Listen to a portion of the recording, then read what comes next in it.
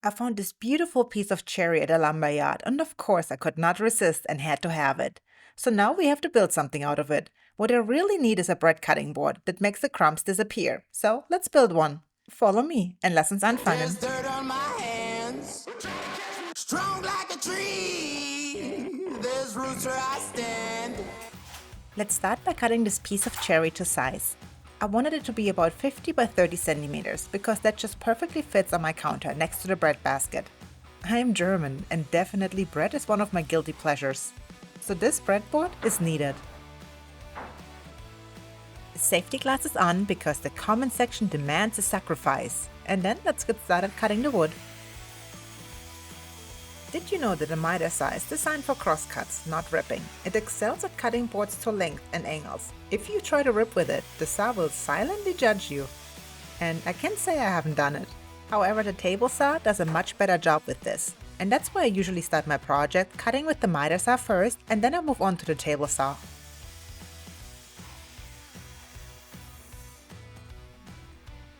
My first step usually entails cleaning up the one rough edge that's left as I purchase the lumber. That is if I could finally stop forgetting to plug in the machine into the outlet. How often do you have to repeat something before it comes second nature? I cannot remember the last time I turned on the machine and it was actually plugged in. Anyways, back to the lumber. You might ask, why is there one rough edge? Because I purchased my lumber S3S, which means that the boards have been surfaced on 3 sides. The top and bottom side were ran through a planer, and then one edge is ripped straight, leaving me with one edge that's still rough. Of course, you can also purchase S4S lumber, which all 4 sides are ready to go for you. However, that's usually a little bit more expensive, and since I do have the tools, I like to go with the S3S. Now keep in mind that most big box stores only offer S4S, so if you're looking for anything else, you might have to look for a specialized hardwood store. Here you can see that I cleaned up the edges and made it a 90-degree angle to the top and bottom surface. Then I set a table saw to cut the pieces in half. Once all the pieces were ripped to the correct size, it was time for the glue up. I'm using my Betsy clamps and Titebond 3. While the glue was drying, I started working on the CNC cut design. This is the design I came up with, but honestly, if I would make it again, I would make less grooves and a wider area in between them to give the whole thing more stability. All the holes is overkill and it was not needed. It works, but there's a better way to do it, so keep that in mind if you build it yourself. And then for the bottom piece, it's designed like a pocket underneath the top grid so it can collect all the crumbs.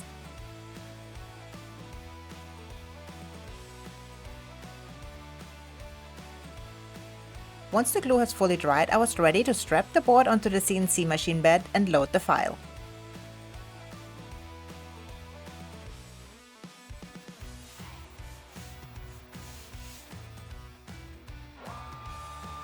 It's always so exciting to fire up the machine.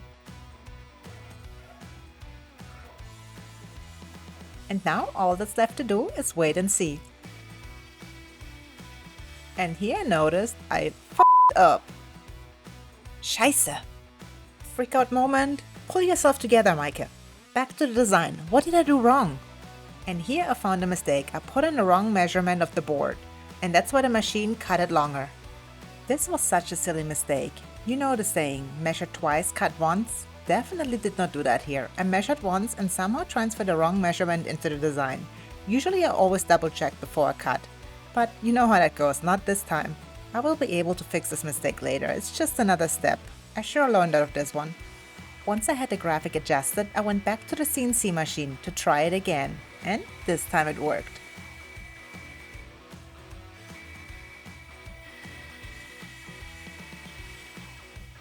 In case you are wondering why all these little cut pieces did not fall out, this was actually done on purpose for once. I decided against tabs and I did not want the cut-off pieces to get loose and tangle with the router bit. I set the depth of the bit just less than half a millimeter shy of the actual height of the lumber, so the cut-off pieces will barely hold onto the bottom and I can easily remove them later with a quick sanding job. I did however add some tabs to the outside of the top part. I did this on purpose because this will hold the top piece in place once bread is cut on it. I will cut the tabs loose, but I will leave them on the inner part.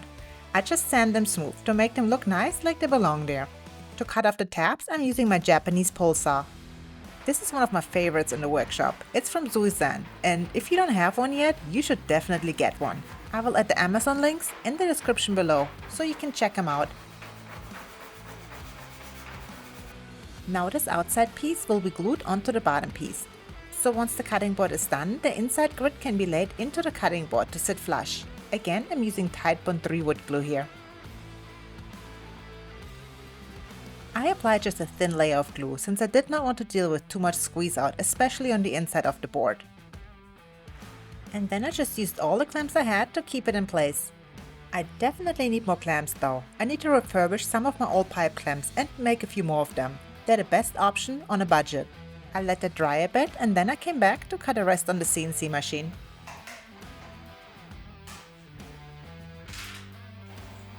There's a little bit of squeeze out, but it can be easily removed with a wood chisel. Other than that, it came out perfect. Now I just have to add the part that will catch the breadcrumbs later.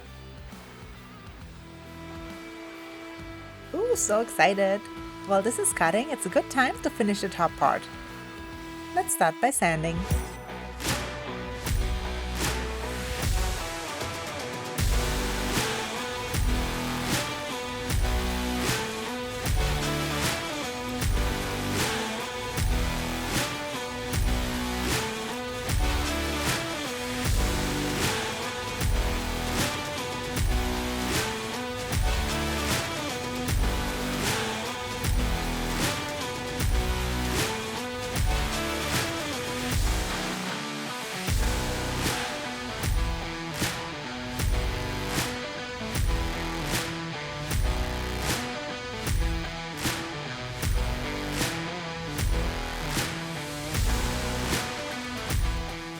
Real quick, did you know that roughly 90% of you guys are not subscribed to this channel? I bet most of you didn't even know.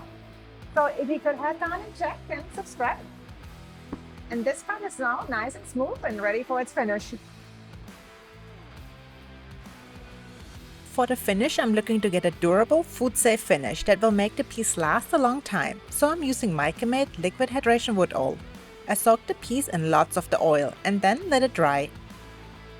Seeing the color of the wood just pop is the most rewarding part about this build. And we are fertig! Another project in the books, and it's something useful. Please leave me a comment, like and subscribe to my channel. If you haven't done so, please click the bell button to get notified of new videos.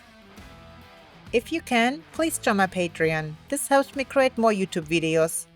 And now I have to go bake some bread. Deutsches Brot, German bread. See you next time. Tschüss und auf Wiedersehen.